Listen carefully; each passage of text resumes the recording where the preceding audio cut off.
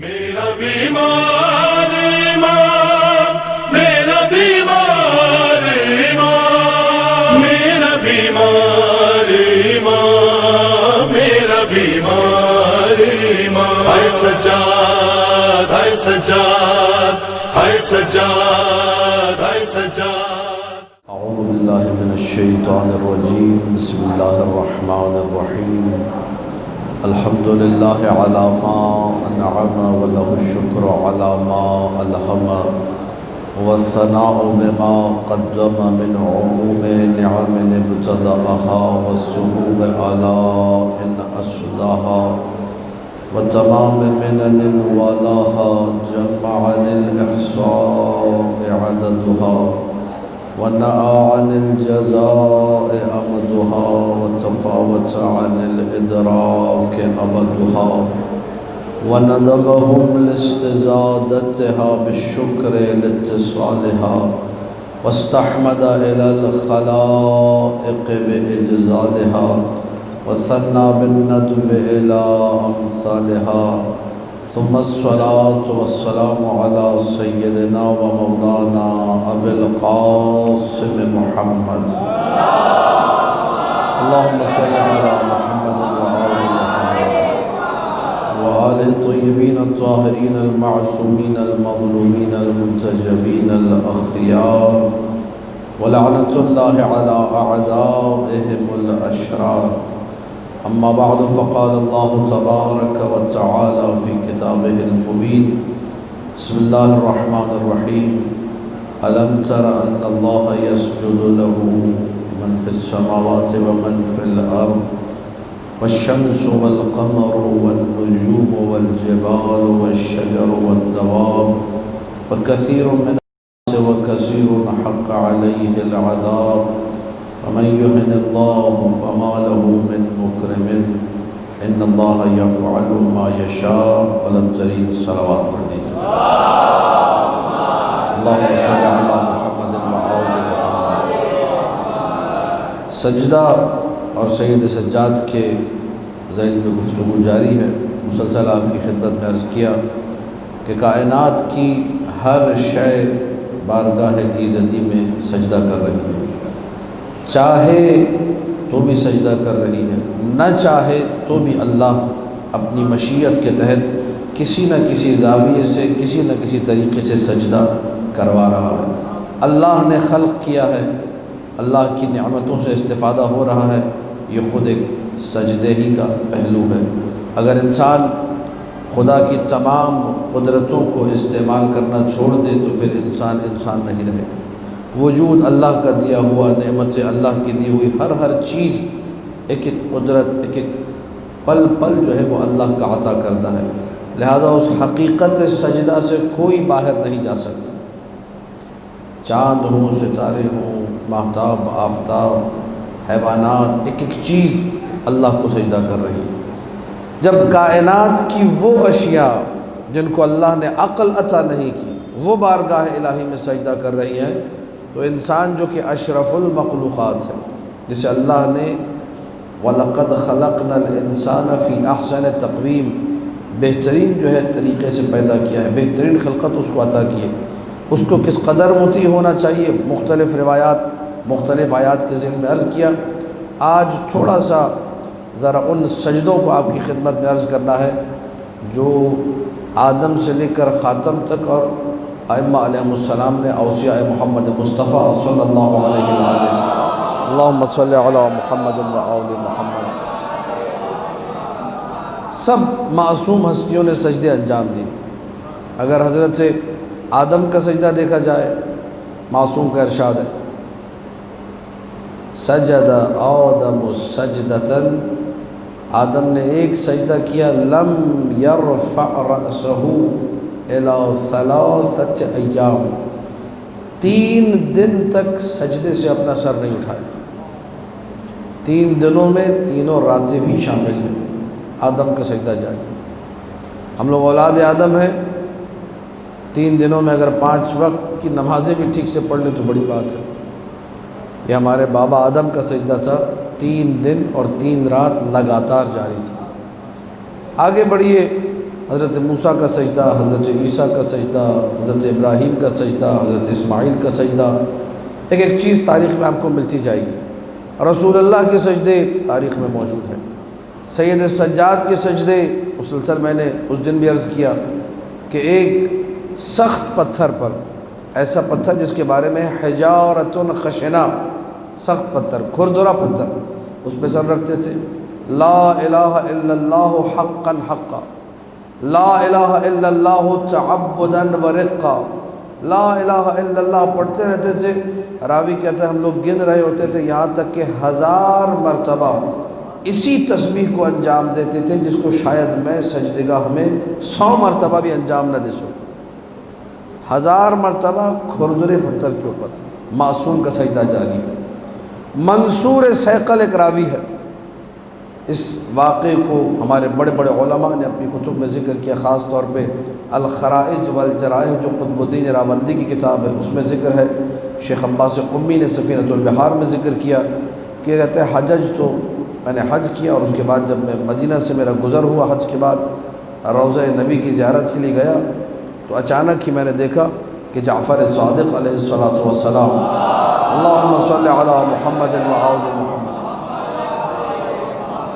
اور روضہ رسول کے پاس حالت سجدہ میں ہے، سجدے میں۔ تو میں نے کہا فرزند رسول سے بھی مل لوں، رسول کی زیارت تو کر لی ہے قبر رسول کی، تو فرزند رسول کی بھی زیارت کی جائے، ملا جائے۔ روایت کا جملہ ہے، راوی کہتا ہے فجلست حتی مللت، اتنا بیٹھا کہ تھک گیا، لیکن مولا کا سجدہ مکمل۔ پھر اس کے بعد میں نے سوچا کہ میں کیوں فارغ بیٹھا ہوں، اس کا مطلب ہم کو فارغ بیٹھنے کی عادت ہے، ذکر کی، سجدے کی، عبادت کی توفیق نہیں ملتی، بیٹھے ہوئے انتظار کر رہے ہیں کچھ کر لیتے، نہیں، تھک گیا جب تو سوچا جب مولا سجدے میں مصروف ہیں تو میں کیوں نہ کوئی تسبیح پڑھوں۔ میں نے بیٹھ کر تسبیح پڑھنا شروع کی، بیٹھے سجدے میں نہیں کیا ہوں، تسبیح پڑھ رہا ہوں۔ کیا تسبیح پڑھنا شروع کی؟ سبحان ربی الاعلی وبحمدہ، استغفر اللہ ربی واتوب الیہ۔ وہ جو بیٹھا تھک گیا تھا، اب جو کہہ رہا ہے میں نے تسبیحیں پڑھنا شروع کی، 164 یا 65 میری تسبیحات جب مکمل ہوئی تب جعفر صادق نے اپنا سر اٹھایا۔ یہ کتنا طولانی سجدہ ہے، ذرا اس کو خود کبھی آپ بیٹھ کر، جو میں نے آپ کو بتایا سبحان ربی الاعلی وبحمدہ 150 مرتبہ یہ، اور استغفر اللہ ربی واتوب الیہ 150 مرتبہ یہ، ذرا پڑھیے آپ کو پتہ چلے گا۔ حد اقل 10 منٹ لگیں گے آپ کو، کم سے کم بھی اگر اسپیڈ میں بھی پڑھا تو۔ تھکنے کے بعد بھی مزید اتنا سجدہ طولانی ہے۔ یہ ساری باتیں اس لیے ذکر کر رہا ہوں کہ جن آل محمد کی سیرت کو میں اور آپ اپناتے ہیں ان کی سیرت میں یہ چیزیں موجود ہیں۔ کیا ہم نے ان کی سیرت سے سجدے کو اپنی زندگی میں لانے کی کوشش کی؟ تقاضا یہ نہیں ہے کہ آپ بھی ایسے سجدے کریں، قطعاً تقاضا یہ نہیں ہے کہ آپ بھی 1.5 گھنٹہ 2 گھنٹہ سجدہ کریں۔ تقاضا یہ نہیں ہے کہ آپ معصومین کی طرح 1000 مرتبہ لا الہ الا اللہ رقاً رقا، لا الہ الا اللہ حقاً حقا، لا الہ الا اللہ تعبداً ورقا یہ ذکر پڑھیں۔ یہ میں تقاضا کر ہی نہیں رہا۔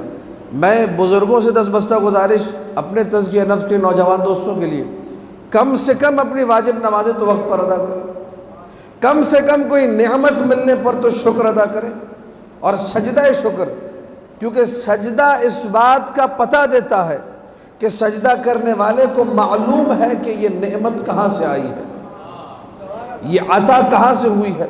جیسے ہی کچھ ملا 1 سیکنڈ کے لیے سجدے میں گر جاؤ، بھلے کچھ نہ پڑھو،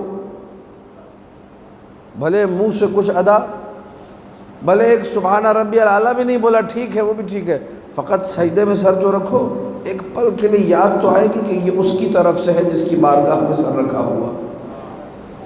یہ جو چیز ہے اس کا فائدہ کیا ہوگا؟ اس کا فائدہ یہ ہوگا کہ دھیرے دھیرے انسان رب کے قریب ہونا شروع کرے گا۔ ہمیں تو اصحاب ائمہ میں یہ نظر آتا ہے۔ ایک نام ہے ابن ابی عمیر،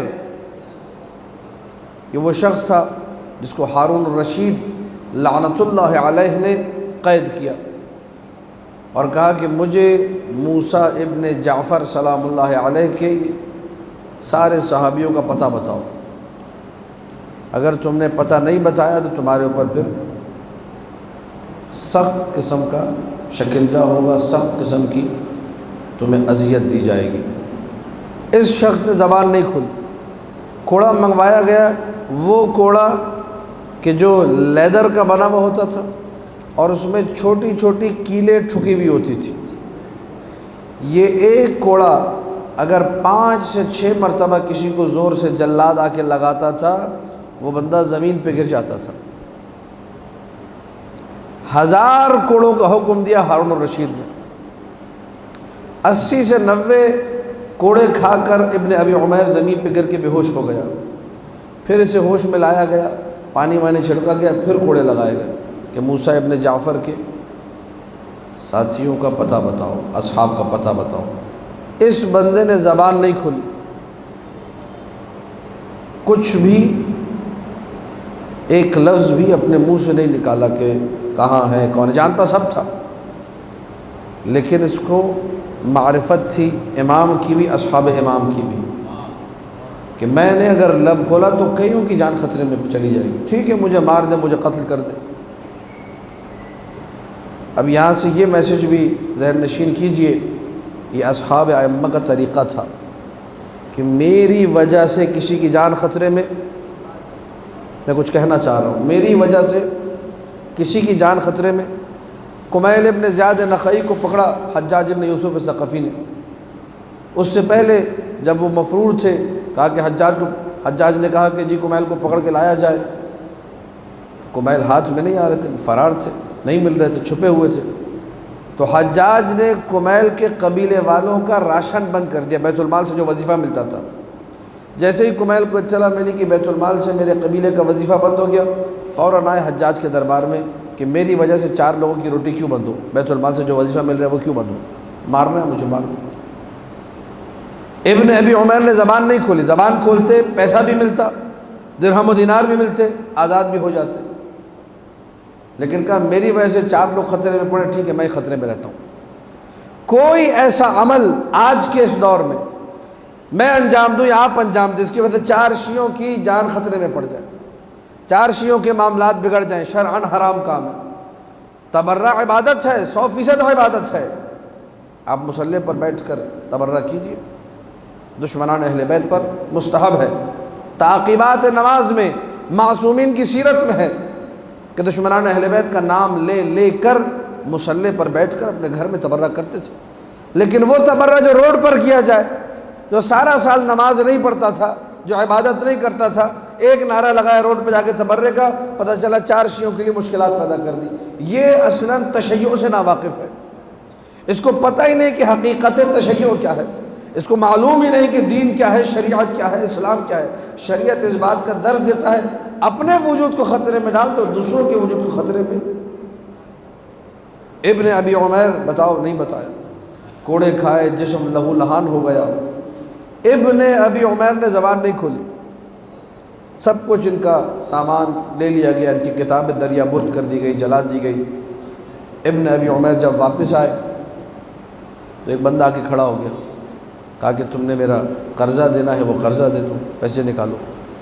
ابن ابی عمیر کے پاس کچھ نہیں تھا، اپنا گھر بیچ دیا کہ یہ قرضہ لے لو۔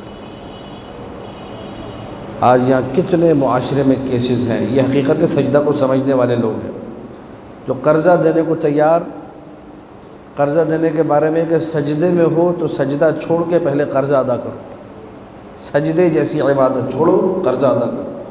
آج میں نے آپ سے قرضہ لے لیا، اس کے بعد مشہور ہو گیا کہ جب قرضہ دے دیا تو اب بھول جاؤ، واپس۔ کتنے لوگ ہیں جو قرضہ لیتے واپس دینے کا نام، آج کل یہ لوگ دین کی روح سے ناواقف ہیں۔ لوگوں کو تنگ کرنا، لوگوں کو اذیت دینا، نہیں ہو تو بھی طریقہ شریعت نے بتایا، ہو تو بھی طریقہ شریعت نے بتایا، دونوں صورتوں میں شریعت پر عمل نہیں ہو رہا، روح سجدہ سے ناواقف۔ ابن ابی عمیر جیسا بندہ جب چھوٹا، یہ بڑی مشکل سے خلاصی ہوئی، کسی طریقے سے نکلا، اس کے سجدے مشہور تھے۔ نماز فجر کے بعد سجدہ شکر میں جو جاتا تھا بندہ تو اذان ظہر پہ بسا اوقات سر سجدے سے بلند ہوتا تھا، زوال شمس کے وقت 5-6 گھنٹے کا ایک سجدہ۔ اپنے زمانے میں اصحاب ائمہ میں الرجل الصالح العابد مشہور تھا، ابن ابی عمیر کے سجدے مشہور تھے، بڑے بڑے لوگ تھے جو مثال دیتے تھے سجدہ ہو تو ابن ابی عمیر کے جیسا ہو۔ یہ کون ہے؟ معصوم نہیں ہے، غیر معصوم ہے، لیکن اللہ نے اتنا شرف عطا کیا کہ ابن ابی عمیر سے لوگ پوچھتے تھے کوئی سوال، یہ کہتے تھے میرے مولا نے ایسا کہا ہے۔ تم نے کس سے روایت سنی؟ ڈائریکٹ سنی ہے کسی اور سے؟ وہ روایت جو انسان ڈائریکٹلی کہہ دے کہ جی مولا نے ایسا، کسی کو کہتے ہیں مرسل، اس کا اعتبار نہیں ہے، یعنی یہ روایت ضعیف قسم میں شمار ہوتی ہے، روایت مرسلہ جسے کہا جاتا ہے کہ میں ڈائریکٹلی کہوں اللہ کے رسول نے کہا، جب تک سند ذکر نہ کروں، میں نے اس سے سنا، اس نے اس سے سنا، اس نے اس سے سنا، اس نے اس سے سنا، یہاں تک کہ رسول پوری سند ذکر ہوگی تب جا کے روایت صحیح بنے گی۔ ابن ابی عمیر کا شرف یہ تھا، عظمت یہ تھی کہ اگر ابن ابی عمیر یہ کہہ دے کہ معصوم نے کہا تو لوگ پھر سند تلاش نہیں کرتے تھے، کہتے تھے ابن ابی عمیر نے کہہ دیا بات کافی ہے۔ ابن ابی عمیر کی مرسل روایت بھی مسند کا درجہ رکھتی ہے، گویا کہ سند ذکر ہو گئی۔ کیوں؟ یہ لوگ مطیع تھے، جانتے تھے عظمت کیا ہے۔ سجدے کو ان لوگوں نے جسے کہا جائے معیار دیا، اپنی زندگی میں لے کر آئے۔ ان لوگوں نے ہمیں بتایا کہ معصومین کی سیرت پر چلا جا سکتا ہے۔ میں تو آپ سے یہی کہہ رہا ہوں کہ بڑا مشکل ہے، حد اقل جو تھوڑے بہت سجدے وہ تو کریں ہم، تھوڑی بہت جو نعمتیں ملتی ہیں وہ تو کریں ہم لوگ، ان پہ تو سجدہ کریں، اس پہ تو رب کو یاد کریں۔ ہماری زندگی میں سب سے زیادہ اگر کسی چیز کی کمی ہے تو وہ رب کی کمی ہے، توحید کی کمی ہے، اللہ کی کمی ہے۔ ہمیں یقین جانیے ایک دوسرے پر، لوگوں پر، مجھے آپ پہ توکل ہے، آپ کو مجھ پہ توکل ہے، لیکن ہم دونوں کو اگر توکل نہیں تو اللہ پر توکل نہیں، اگر ہم دونوں کو بھروسہ نہیں تو اللہ پر بھروسہ۔ ڈاکٹر پہ بھروسہ زیادہ ہے، اللہ پہ بھروسہ نہیں، انجینئر پہ بھروسہ زیادہ ہے، اللہ پہ بھروسہ، پڑوسی پہ بھروسہ زیادہ ہے، اللہ پہ بھروسہ، ماں باپ پہ، بھائی بہنوں پہ بھروسہ زیادہ ہے، اللہ پہ بھروسہ۔ جب بھروسے ختم ہو گئے عقیدے کمزور ہو گئے۔ عقیدے کی پختگی کا تعلق ہے بھروسے سے۔ پہلے لوگ مانگتے تھے پل میں مل جاتا تھا، پہلے لوگ کہتے تھے ہو جاتا تھا، زبانیں بابرکت تھی، ذہن متبرک تھے، آنکھیں متبرک تھی، کان متبرک تھے، بھروسے مضبوط تھے۔ آج ہر چیز میں شک آ گیا ہے، ہر چیز کے اندر رکھنا ڈال دیا گیا ہے، ہر چیز کو خراب کر دیا گیا ہے، مخصوصاً جب سے موبائل آیا، انٹرنیٹ آیا، اب تو سب کچھ چلا گیا۔ پہلے بندہ کتاب اٹھاتا تھا، ہاتھوں میں لمس کرتا تھا، کتاب کو برکت آتی تھی، نگاہوں سے دیکھتا تھا برکت آتی تھی، گھر میں رکھتا تھا برکت آتی تھی۔ اب کتاب نکل گیا، موبائل آ گیا، جس موبائل میں تھوڑی دیر پہلے ڈرامہ دیکھ رہا تھا، گانا سن رہا تھا، نعوذ باللہ من ذالک، کوئی کامیڈی کا کلپ دیکھ رہا تھا، نعوذ باللہ، اسی میں اب سورہ یاسین کھول کے بیٹھ گیا۔ تو وہ جو برکت ہے، وہ جو ادب تھا، وہ جو پاس ادب تھا، وہ سب کا سب چلا گیا۔ ہم نے خود اپنے آپ کو خراب کیا۔ بھائی وہ کتاب لینے میں تمہارے کتنے پیسے جا رہے ہیں؟ ایک صاحب کو گھر میں مجلس رکھوانی پڑی اور حدیث قصہ پڑھوانی تھی، تو میرے پاس سے آ کر حدیث قصہ لے کر کے مولوی صاحب حدیث قصہ دے دے، 30 روپے کی 40 روپے کی بک اسٹور سے ملتی ہے، لینے کو تیار، وہ بھی مولانا صاحب سے لے کر جاؤ۔ جب معاشرہ اس سمت میں چل پڑے گا تو یقین جانی یہ معاشرہ خدا سے دن بدن دور ہو رہا ہے۔ یہ خدا کے نزدیک جن اماموں کا ہم نام لے رہے ان کے تو پل پل میں سجدہ ہے، ان کے تو دائیں دیکھو سجدہ، بائیں دیکھو سجدہ، آغاز میں سجدہ، انتہا میں سجدہ۔ جس امام کا ہم لوگ نعرہ لگاتے ہیں حیدر، وہ فزتو ورب الکعبہ سجدے میں کہہ رہا ہے۔ جس حسین پہ ہم لوگ روتے ہیں اس کی زندگی کی انتہا سجدہ ہے۔ جن اماموں کے نام ہم لیتے ہیں ان سب کے سجدے ہی میں آپ کے سامنے گزشتہ 5-6 دنوں سے عرض کر رہا ہوں، لیکن ہماری زندگی میں سجدے کا ابھی تک کوئی وجود۔ حسین ابن علی نے شب عاشور مانگی، تو کیوں مانگی؟ کوئی رات میں لڑائی حرام تو نہیں ہے؟ جب سامنے والا حملہ کر رہا ہے تو پھر دن میں اور رات میں کوئی فرق؟ دن میں حملہ کرے یا رات میں حملہ کرے؟ کتنی مسلمانوں کی لیلۃ الحریر مشہور ہے یا نہیں ہے جنگ صفین میں؟ جب رات بھر کتے چیخ رہے تھے سردی کی وجہ سے، اس رات بھی شدید گھمسان کا رن پڑا تھا، جنگ ہوئی تھی، جنگ صفین کا واقعہ موجود ہے تاریخ میں، دیکھیے ہر جگہ پر، تو راتوں کو تو لڑائیاں ہوئی ہیں، لیکن حسین ابن علی نے یزیدیوں سے یہ پیغام ان تک بھجوایا کہ ہمیں ایک مہلت چاہیے، انی احب تلاوت القرآن، مجھے قرآن کی تلاوت، اب اگر میں شب عاشور میں ایک آیت بھی پڑھنے کو تیار نہیں ہوں، اگر میں شب عاشور میں حسین ابن علی کی طرح ایک تسبیح بھی پڑھنے کو تیار نہیں ہوں، کیسے مدعی ہو سکتا ہوں کہ میں حسینی ہوں؟ واللہ العلی العظیم شب عاشور دیکھا لوگوں کو ہنسی مذاق کر رہے ہوتے، اپنی آنکھوں سے دیکھا، حسینی ہیں، خدا ان کو اجر دے گا جو گریہ کرتے ہوں گے، جو ماتم کرتے ہوں گے، یقیناً کچھ نہ کچھ عزاداری کرتے ہیں، لیکن جو ہمیں ائمہ سے ملا، جو تاریخ میں ملا، کاش کہ ہم نے اس کو تھوڑا سا آنکھیں کھول کے پڑھا ہوتا تو ہماری شب عاشور بھی ذرا مختلف ہوتی، عاشور کا دن بھی ذرا مختلف ہوتا۔ کیا لیا ہم نے سیرت ائمہ میں سے؟ میں آپ کی بات نہیں کر رہا، آپ لوگ اچھے، میں اپنی بات کر رہا ہوں۔ یؤمنون ببعض ویکفرون ببعض کا عملی اور پریکٹیکلی مظاہرہ میں اور آپ کرتے، کچھ چیزوں پر ایمان جو دل کو بھا گئی اور کچھ چیزوں کا انکار جو پسند، یؤمنون ببعض، بعض چیزوں پہ ایمان لے آتے، ویکفرون ببعض، بعض چیزوں کو پسند۔ پچھلے سال میں نے عرض کیا تھا، طائف کے لوگ آئے، وڈیرے قسم کے لوگ تھے، چودھری قسم کے لوگ تھے، یا رسول اللہ اسلام قبول کرنا ہے، کہو اشہد ان لا الہ الا اللہ، کہا اشہد ان لا الہ الا اللہ، کہو اشہد ان محمد رسول اللہ، کہا اشہد ان محمد رسول اللہ۔ اس کے بعد کیا ہے؟ کہا کہ اب تمہیں رکوع میں جانا ہوگا، سجدہ کرنا ہوگا، نماز پڑھنی ہوگی۔ کہنے لگے یہ لیجئے، یہ درہم و دینار ہے، یہ سونا چاندی ہے، یہ سکے ہیں، یہ زیورات ہیں، یہ لے لیجئے، ہمیں اس رکوع اور سجدے سے بچا لیجئے۔ وڈیرے قسم کے لوگ ہیں، چودھری قسم کے لوگ ہیں، یہ جھکنا، رکوع میں جانا، یہ ماتھے زمین پہ ٹیکنا، یہ سجدے، یہ ہم سے نہیں ہوں گے، ہمارا اسٹینڈرڈ الگ ہے، ہمارا لائف اسٹائل الگ ہے، ہمارا اسٹیٹس الگ ہے۔ اللہ کے رسول نے فیصلہ کن تاریخی جملہ کہا کہ لا خیر فی دین لیس فیہ رکوع ولا سجود، اس دین میں کوئی بھلائی ہو ہی نہیں سکتی جس میں رکوع نہ ہو، جس میں سجدہ نہ ہو۔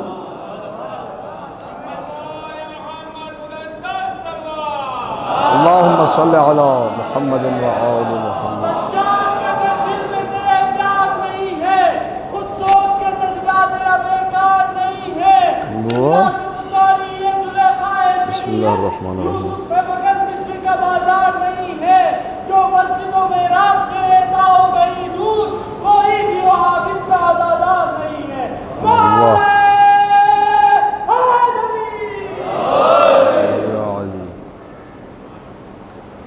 خدا ہمیں توفیق عطا کرے کہ ہم لوگ سیرت معصومین کو سمجھ سکیں۔ سیرت معصومین میں جھگڑے نہیں تھے، سیرت معصومین میں لڑائیاں نہیں تھیں، سیرت معصومین میں ایک دوسرے پر کیچڑ اچھالنا نہیں تھا۔ اصول کافی یقین جانیے، اگر فقط ہم لوگ احادیث کو پڑھیں ممبروں سے، ہمارے سارے مسئلے حل ہو جائیں گے۔ معصوم کا ارشاد ہے، ایمان کے اتنے درجے تھے، 1 2 3 4 5 6 7، بعض روایتوں میں 8 اور 9۔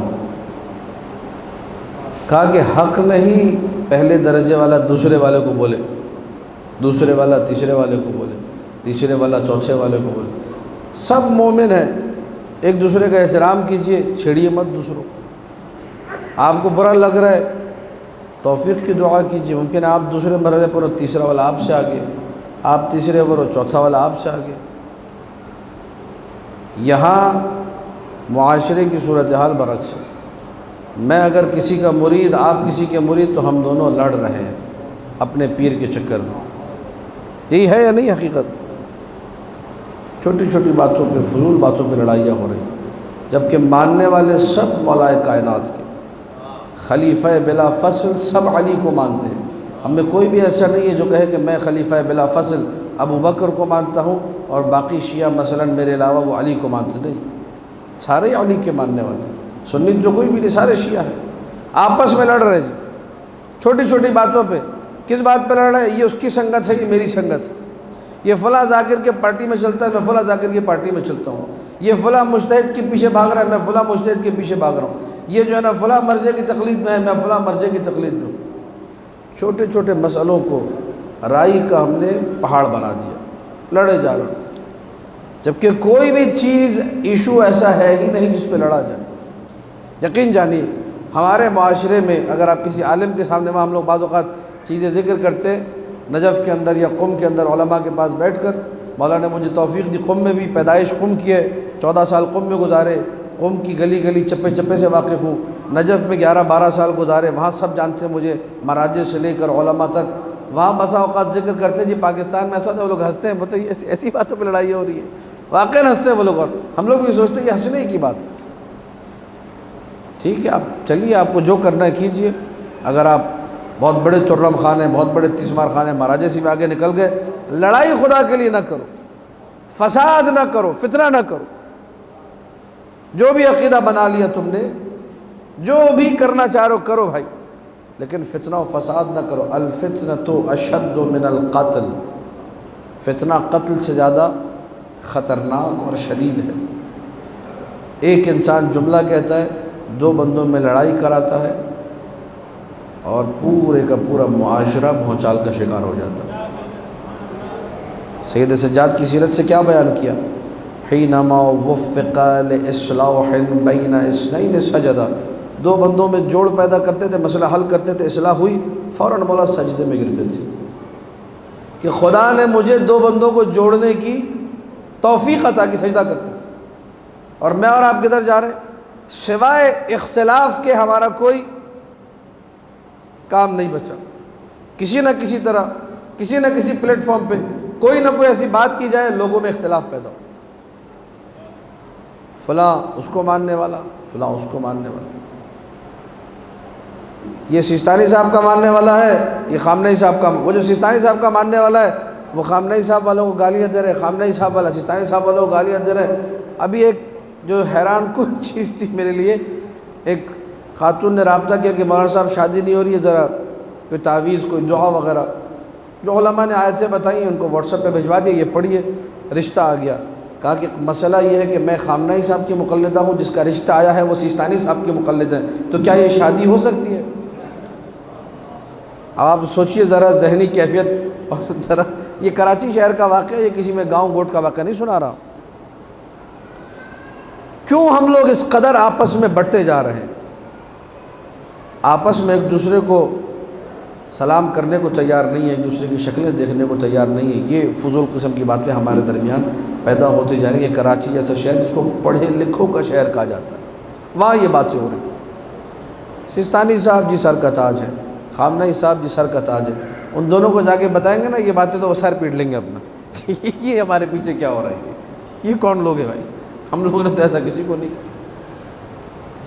سیستانی صاحب کے پاس لوگ جاتے ہیں ایران سے ملنے کے لیے، وہ ان کو کہتے ہیں بھائی آپ لوگ ولایت فقیہ کا ساتھ دیجئے، پشتیبان ولایت فقیہ باشد، میں اس کا عینی گواہ ہوں، خامنئی صاحب کی تائید کرتے ہیں۔ خامنئی صاحب نے آج تک سیستانی صاحب کے خلاف کچھ نہیں کہا، دونوں مہاراج ایک بھائی چارے والی فضا، کوئی پیغام ہو، پیغامات پڑھی نیٹ پہ موجود ہیں ایک دوسرے کے حوالے سے، ایک بالکل اچھی فضا۔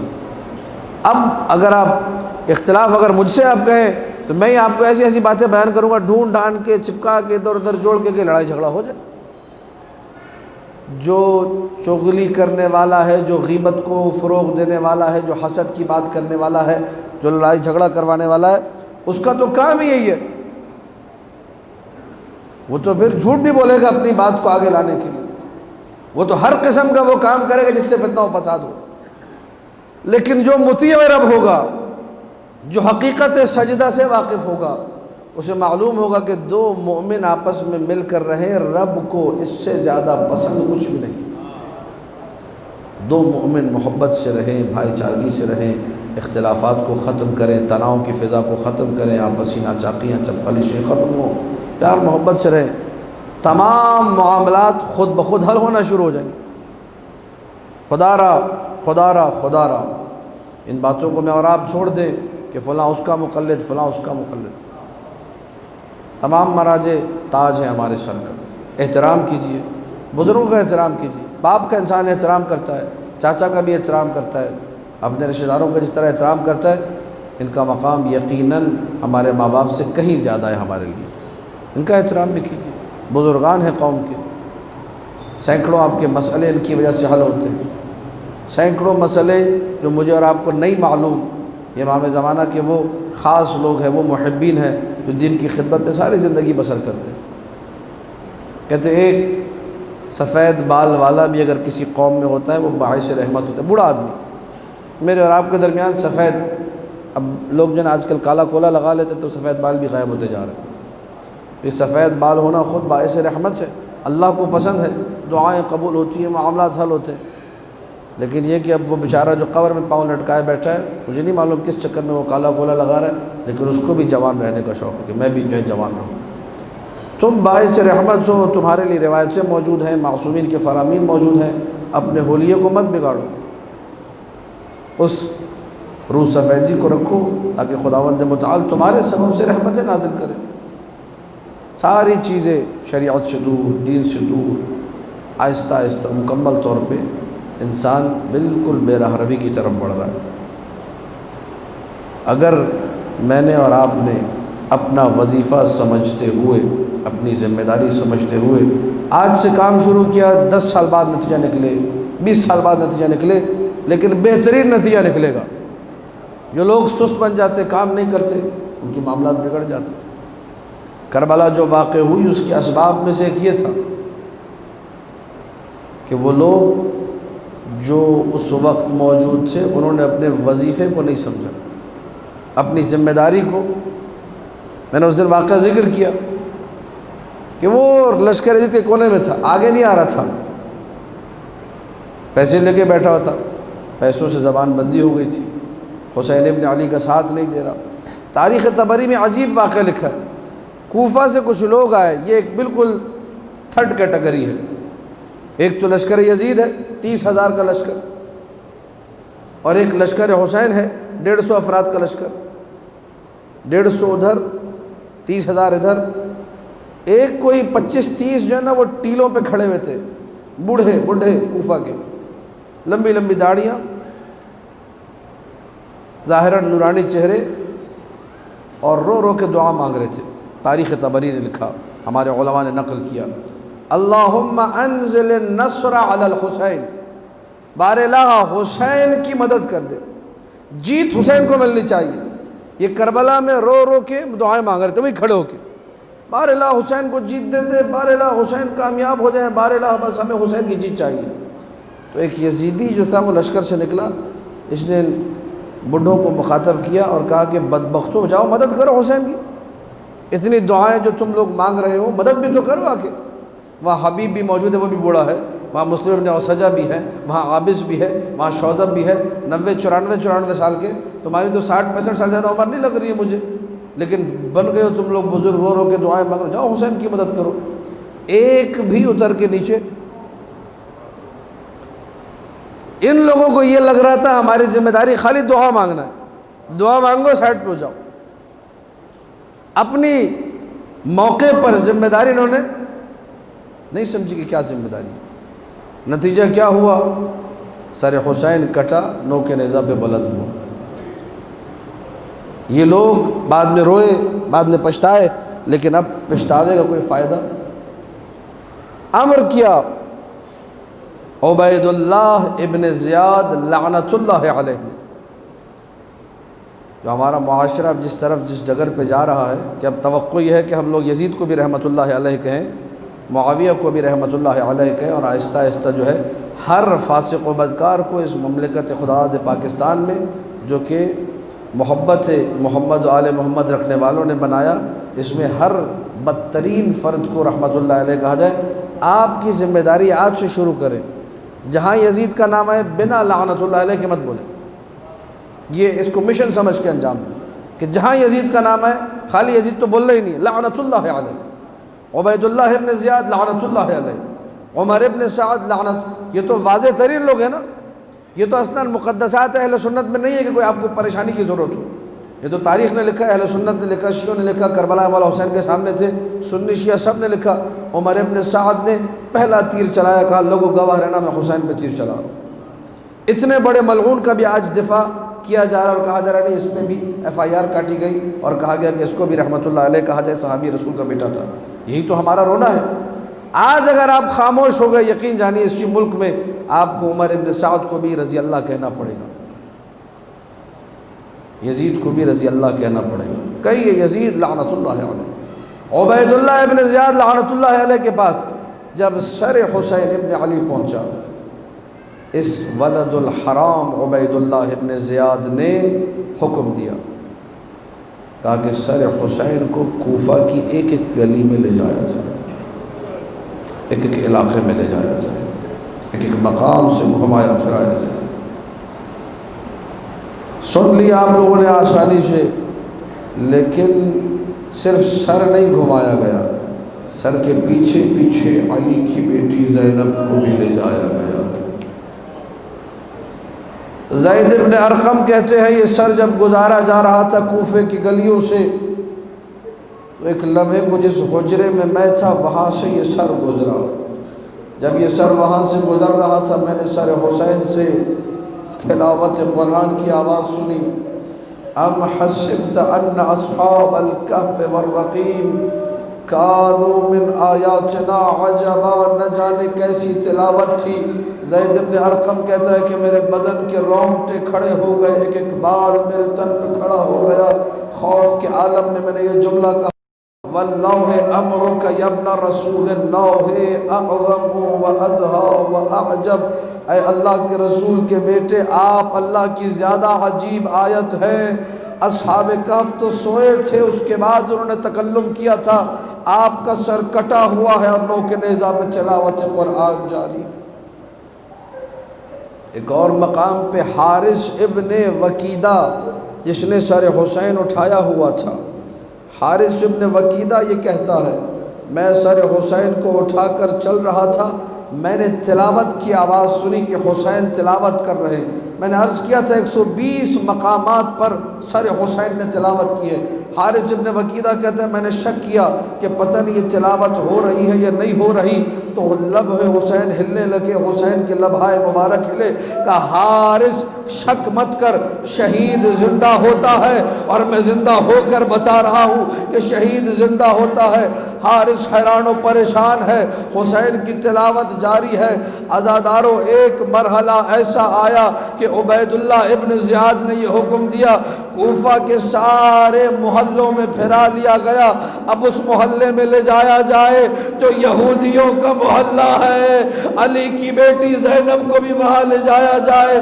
عزادارو جب سر وہاں لے جایا گیا، سادات سے معذرت کے ساتھ جیسے ہی یہودیوں کے محلے میں سر پہنچا، ایک یہودی عورت اپنے بچوں کو لے کر چلی، یہ وہ علی کا بیٹا ہے جس نے ہمارے بڑوں کو مارا تھا، پتھر بچے کے ہاتھ میں دیے، کہا مارو سر حسین۔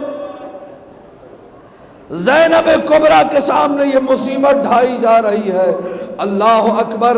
عزادارو ایک لمحے کو سر حسین متکلم ہوا، بولنے لگا، جس نے سر اٹھایا ہوا تھا، کہا تو کیسے سر پر ستم ڈھا رہا ہے، یہ فرزند رسول کا سر ہے، یہ نواسہ رسول کا سر ہے۔ جب اس نے یہ جملے سنے، سر کو نوک نیزہ سے اتارا اور جب کوڑے برسانا شروع کیے، زارو قطار علی کی بیٹی نے رونا شروع کیا، واہ محمدہ واہ علیہ، سر تن سے جدا ہو گیا، کٹ گیا، لیکن امتحان حسین جاری ہے۔ الا لعنت اللہ علی القوم الظالمین وسيعلم الذين ظلموا آل محمد أي منقلب ينقلبون۔ التماس سے سورہ فاتحہ مولانا محمد الیاس، شیخ ابن عبد الشکور، محمد رضا ہاشم ابن غلام حسین، کنیز عباس بنت قاسم حسن، اطہر حسن ابن طاہر حسن، اپنے مرحومین کو ذہن میں رکھتے ہوئے ایک مرتبہ سورہ فاتحہ اور 3 مرتبہ سورہ اخلاص۔ بسم اللہ الرحمن الرحیم، الحمدللہ رب العالمین، الرحمن الرحیم، مالک یوم الدین، ایاک نعبد و ایاک نستعین، اهدنا الصراط المستقیم، صراط الذین انعمت علیہم غیر المغضوب علیہم ولا الضالین۔ بسم الله الرحمن الرحيم الله أحد الله الصمد لم يلد ولم يولد ولم يكن له كفوا أحد بسم الله الرحمن الرحيم قل هو الله أحد الله الصمد لم يلد ولم يولد ولم يكن له كفوا أحد بسم الله الرحمن الرحيم الله أحد الله الصمد لم يلد ولم يولد ولم يكن له كفوا أحد بارگاہ مجواز محمد و آل محمد ہم سب کی عبادت پر اپنی بارگاہ میں قبول و مقبول فرما زیادہ سے زیادہ بارگاہ رب میں سجدہ کرنے کی توفیق عطا فرما ہر نعمت پر سجدہ کرنے کی توفیق عطا فرما جب کسی بیماری سے شفا ملے سجدہ کرنے کی توفیق عطا فرما ہر نعمت پر سجدہ کرنے کی توفیق عطا فرما جس قدر ہو سکتا ہے اپنے رب کا زیادہ سے زیادہ شکر ادا کرنے کی توفیق عطا فرما یہ مجالس عذاب کی نعمت سے پروردگار کی یہ عزاداری سے شہداء کی نعمت سے پروردگار کی یہ جو چیزیں آپ لوگ سنتے ہیں احادیث معصومین روایات آیات یہ نعمت ہے اور ہر نعمت کا ہمیں شکر ادا کرنے کی توفیق عطا فرما تو جواز کا حسین بن علی کا مملکت خلافت پاکستان میں اتحاد بھائی چارگی کے فضا کو قائم رکھنے کی توفیق عطا فرما ہر وہ عمل جس سے مومنین کا اتحاد خراب ہو اس سے بچنے کی توفیق عطا فرما سرکار امام زمانہ کی ظہور میں تعجیل فرما ہم سب کو ان کے عوام و انصار میں شامل ہونے کی توفیق عطا فرما جب تلک زندہ ہے پرچم عباس تلے ماتم حسین